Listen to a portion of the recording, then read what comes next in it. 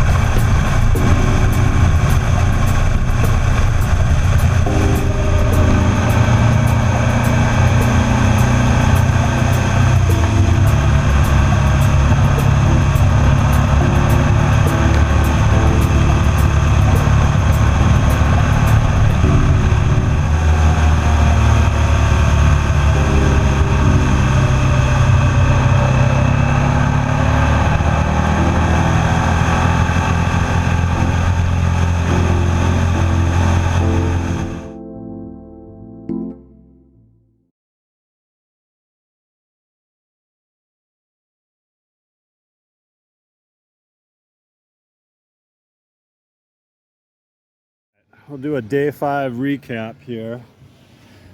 So Jack, tell us about day 5. We started out in Silverton. Silverton, went up, what do we do, like 4 or 5 passes right away? Yeah, because we had done Ophir Pass yesterday, so we picked up but We did Hurricane and Cinnamon. I'm not sure did you what do else. engineer? No. I did engineer too on the first time. Yeah, so we had a quite the exciting day yesterday. So we got separated pretty early on because we were stopping and taking pictures at various spots, and so we just keep leapfrogging each other. And at one point, we missed each other, and then we both thought each other was in front, so we were chasing, and we figured, we'll just catch up at the bottom, the end of section 2. I was thinking Lake City, but what was the other town where you got gas? Pitkin. No, the one before that. Lake City was where I got gas. Yeah, so we ended up missing each other. So we rode most of that section by ourselves. Lots of OHV traffic. They were everywhere, but totally scenic. Some good climbs. And then, so I got into Lake City, and I was waiting for your Jack, and he ended up gassing at a different spot. And so we missed each other, and then neither one of us were getting good cell service, so we didn't leave each other a message. And at that point, I was getting worried. He thought I was in front and still going, and then I turned and I rode that whole section backwards in case he had a mechanical or something. So at that point, we were going in opposite directions. Tell us about your experience from there on to the end. And then I get into this little town of Pitkin, gallon of gas, $7.99. And then I'm heading out of there, and I see this sign that says Aspen Tunnel. It was just like a monkey drawn to a shiny thing. And there was a blue line on the GPS, but it wasn't the right blue line. So I went for it, and then found out it was one of the big passes there, and it was pretty brutal. There was a lot of scared moments, but made it through. Was happy coming down the other side once I started seeing non-extreme Jeeps, just kind of your average Jeep, knowing that they weren't going to go up all the way, and that the decent road was not far off. And then got it back into town here and into Buena Vista, and finally had cell service. Talked to Steve, and here he's 200 miles away still. Yeah, so I ended up going all the way back, and on my trip backwards over Cinnamon and California Pass and all those, it started raining and sleeting, so I rode like half that in the rain and trying to zip around all the Jeeps and OHVs. Took me about 2 hours to go from Lake City back to it's the Highway 550 or whatever that is between Silverton and Ouray. So anyway, went all the way down there, didn't see Jack. It was wet, so I ran up to Ouray trying to get some cell service. For whatever reason, my phone didn't work there, so I kept going north, got stuck behind a truck painting lines, so I waited an hour in line behind that. Finally made it up to Ridgeway, got cell phone service, and that's where my message, I caught Jack's texts and that, and then so I did that extra loop on like the easy way around and did Owl Pass or something, and I think there was one more, pretty scenic, but that took another couple hours till I finally got back to Lake City. So by then it was 8 o'clock at night, and I was chasing Jack. It's like I didn't feel like stopping, so I kept going. Picked up section 3 there and rode it, and just going slow, riding it in the dark, making okay time. Saw a bunch of moose, lots of deer everywhere, rabbits running. Kept going.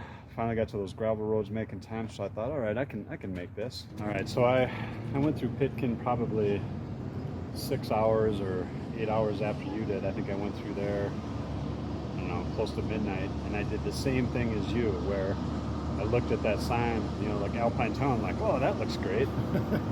So I hit that, I don't know, midnight on the 1290, got to that one climb, and you know, where you had the choice between the two passes. And I looked at the blue line. It's like, I think it goes up here, and I had no run at it. I'm like, well, we've made it up everything else. I'll just hit it.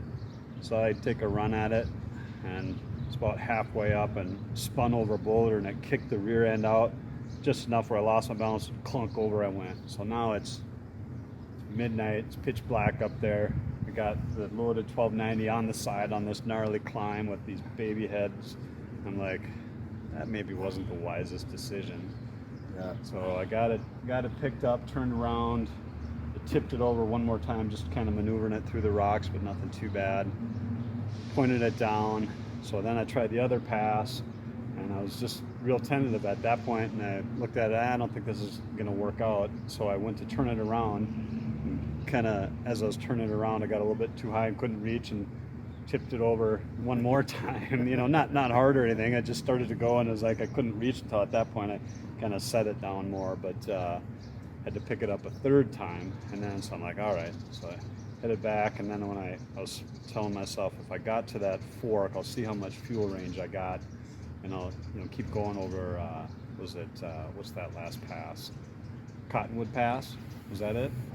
Hancock Pass was the tough one that I went on. Okay. That you turned around on there. Yeah. So I had a range like 20 miles. I'm like, all right, I can make it to Tin Cup. So I let some air out of the tires because I'd forgotten to do that from all my more road and the faster gravel roads. So I went through Tin Cup, and figured, all right, I'm not going to make it for miles now. It's like 1 in the morning. It's about 39 degrees. So I found some campground. All these OHVs, kind of went in there. Somebody had a gas can, so I bought 2 gallons of gas from him. I left him $20. That was enough to get me the rest of the way. Finally rolled in here about, what was it, 2:30 in the morning? 2:30. Oh, and I had close encounters of the bovine kind. I got in some area back there, came up on some cows, you know, which you're used to seeing them, so that was no big deal. And I started to putt by him, the one, he just sat there. And then I got to a mama and the calf, and the calf was pretty good size, but the mom just kind of turned and stepped into the woods where the calf started to trot, you know, and so I'm just putting real close behind it, going to go around it, and it turns to go into the woods, so I gassed it to go around, but then it decides at the last moment, nope, I want to go on this side. So it turned and went right into me. We kind of bumped, and it put me off the left side of the road. So luckily, you know, it was just a little gully there, and the trees, it wasn't a drop off, and so I didn't dump it or anything. And then the calf went back that way. I was able to get out and keep going, but that was a close one. So anyway, made it here about 2:30, and it was an exciting, long day yesterday. So, all right, thanks for checking later.